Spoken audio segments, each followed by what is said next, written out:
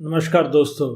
आज आपको whooping cough के ऊपर कुछ इम्पॉर्टेंट मेडिसिन के बारे में बताने जा रहा हूँ। वूपिंग कफ बहुत ही खतरनाक खांसी है जिसमें बच्चों को सांस लेने में दिक्कत हो जाती है और इस खांसी के लिए इमरजेंसी में भी कई बार पेशेंट को दिक्कत में जाना पड़ता है।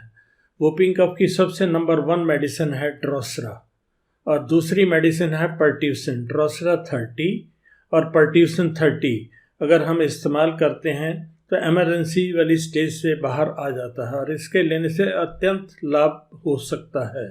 अगर आप इसका इस्तेमाल रेगुलर बच्चों को जब भी खांसी स्टार्ट हो वूपिंग कफ देते रहें 2 से 3 दिन में उस स्टेज से बाहर आ जाता है। दूसरा इसका प्रभाव है आपका ट्यूबरकुलर ग्लैंड्स के ऊपर, जो अक्सर गले में ग्रंथियां बढ़ जाती हैं जिसकी वजह से ये शक होता है कि कहीं टीबी ग्लैंड्स तो नहीं है, उसको भी डिसॉल्व करने में ड्रोसरा का लाभ है। धन्यवाद।